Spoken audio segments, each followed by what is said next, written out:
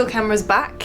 What was the rationale for bringing it back? We do speak to our fans a lot, and we looked at what people loved about Dragon Age Origins and what they loved about Dragon Age 2. And there was definitely a sense that people wanted to be more thoughtful in combat. So the tactical camera is a great way to do that. So it allows you to pull the camera all the way up, pause the game, and have a think about the battlefield and sort of pan around and sort of see what's happening, what enemies you're facing against, where they're positioned, what they're doing, and then issue orders to particular characters in your party. Examples of it would be, there might be a choke point, and you want to sort of bunch up the enemies, in that sort of choke point so you can rain fiery death down on them. So you can send your warrior forward, hold the ground at that choke point. Whilst they're doing that, then you can maybe send your ranged attackers up on sort of cliffs or high ground and start slaughtering people. The nice thing is, baseline, you can kind of pick how you want to play. If you're an action player, you can play without tactical cam, and you're going to get all the stuff that's sweet with action.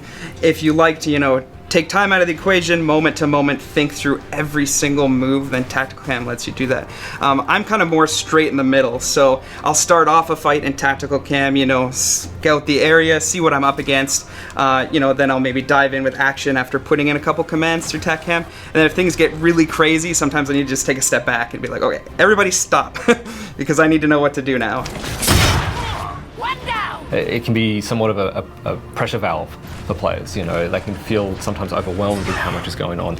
Every now and then, if I get into tough spots or tough combat encounters, that's when I'll pull up the tactical camera and be like, okay, well, what do I need to do here, and be a bit more thoughtful. We've added movement lines into the tactical camera, so when you tell someone to go move to a certain spot or hold a certain spot, it will draw a line about how they're going to get to that spot, which is good information to have about pathing of enemies and your characters. And then we've also added in an ability when they're panning around in the tactical cam, they can hover over enemies and they can see information on that enemy.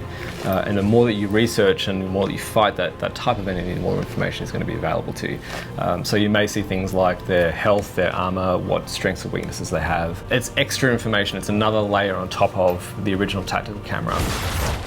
We've added in a kind of like a slow-mo to the tactical camera that allows you to plan out your moves and then pull the trigger, and it sort of advances time a little bit, and you just release the trigger and it pauses it again. And that's been a really interesting feature, because what we found is that players go in and out of tactical combat a lot more than they used to in the previous games.